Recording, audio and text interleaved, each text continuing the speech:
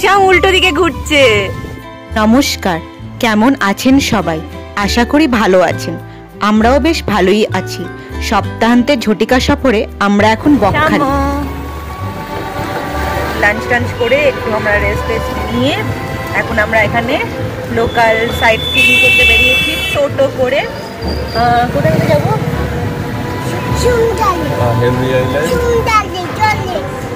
হ্যাঁ, সমুদ্রের জলে যাবো, তাছাড়া আর কোথায় যাবো? হেনরি আইল্যান্ড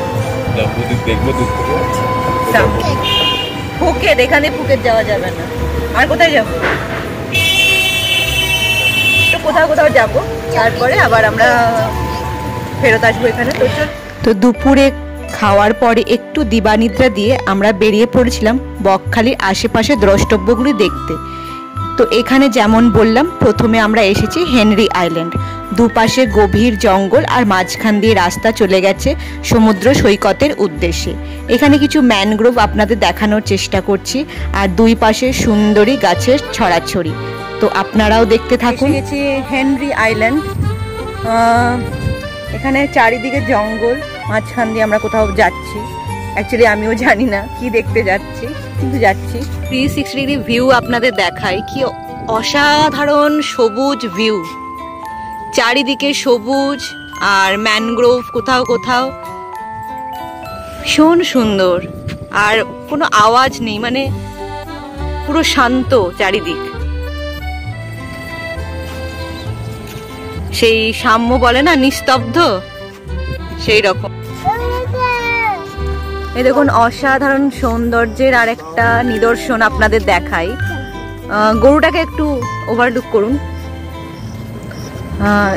এখানে একটা সুন্দর ন্যাচারাল ক্যানোপি, তার ভেতর দিয়ে আমরা বিচ দেখতে যাচ্ছি। তো বিচ আছে সামনে। এখানে কিছুটা আমি ন্যাচারাল অডিও রেখেছি আপনাদের দেখানোর জন্য যে কি নিস্তব্ধ ছিল এই অরণ্য। আর এখানে একটা নিস্তব্ধতার শব্দও নিশ্চয়ই আপনারা শুনতে পেয়েছেন। যাই হোক, এই ন্যাচারাল ক্যানোপি পেরিয়ে আমরা এগিয়ে চলেছিলাম সমুদ্র সৈকতের দিকে। এটি একটি বিশাল সমুদ্র সৈকত, জানি না কোনো র্যাঙ্কিংয়ে আসে কিনা, কিন্তু ভীষণ সুন্দর, ভীষণ বড়।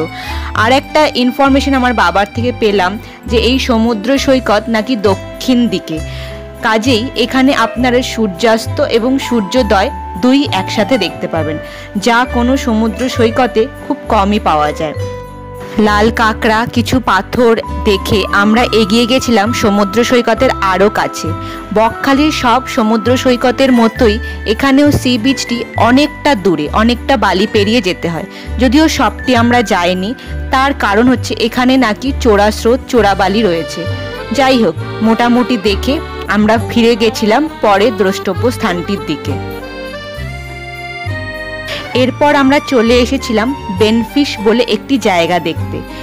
আপনারা কলকাতারও বিভিন্ন জায়গায় এই বেনফিশের আউটলেট আশা করে দেখেছেন।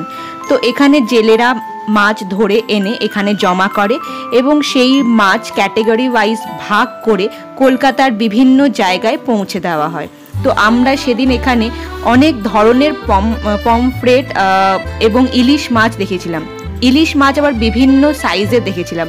সাইজ অনুযায়ী তাদের ভাগ করা হচ্ছিল এবং আশা করি তাদের দামও নির্ধারণ করা হবে এবং তারা চলে যাবে কলকাতার বিভিন্ন বাজারে, যাদেরকে আমরা নিয়ে যাব আমাদের বাড়িতে খাওয়ার জন্য। এখানে মানুষদের মাছ ধরার, ভাগ করার এবং নিয়ে যাওয়ার তৎপরতা দেখতে মন্দ লাগছিল না।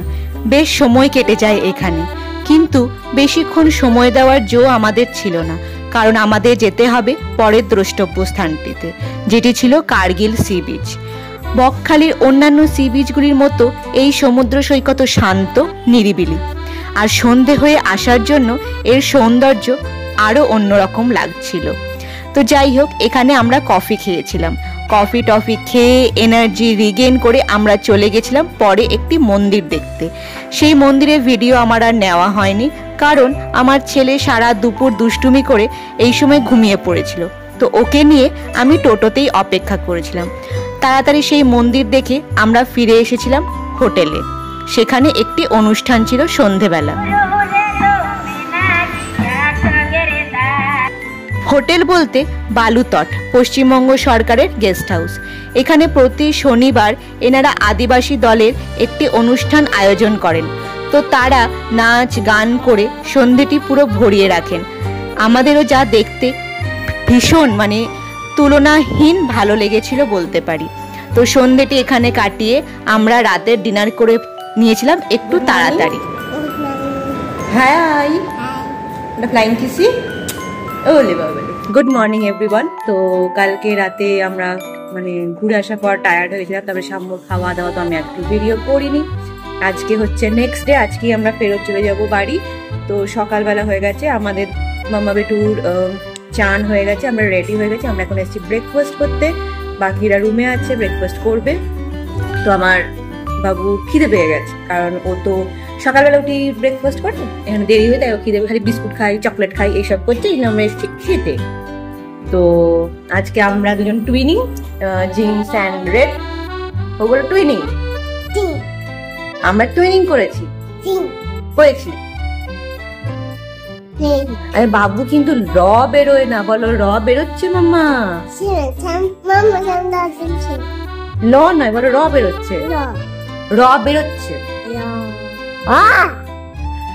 তো চলুন আমরা ব্রেকফাস্ট করি। শাম খাবে দুধ কর্নফ্লেক্স, এখানে সেই অপশনটাই আছে ওর জন্য।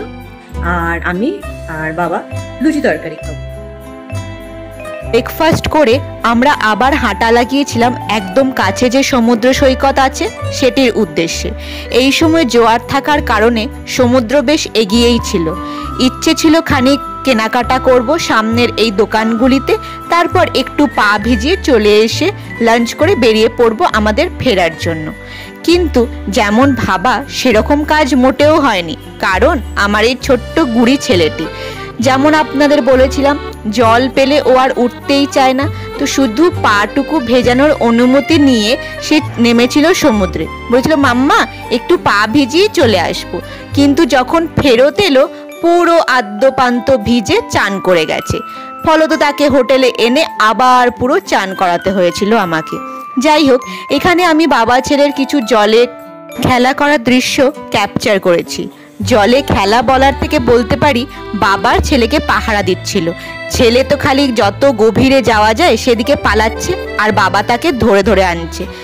আমাদের খাওয়ান হয়ে গেছে। শাম কি খেয়েছো? না, সেটা সকালে, এখন কি ডিম খেলে না? তো আমাদের সবার লাঞ্চ হয়ে গেছে, দিয়ে আমরা রিসেপশনে ওয়েট করছি। একটু পরে আমরা বেরিয়ে যাব। আমরা ফিরবো কিসে? বাসে? হ্যাঁ, বাসে শামের ভয় লাগে, তো আমরা বাস বাদ দিয়ে দিয়েছি। আমরা ট্রেনে ফিরবো, তাই তো? তো আমরা ট্রেনে ফিরবো, তো আমরা স্টেশনের দিকে যাব। বাসে চলো না শামু, বাসে তাড়াতাড়ি হবে। বাস ভালো না?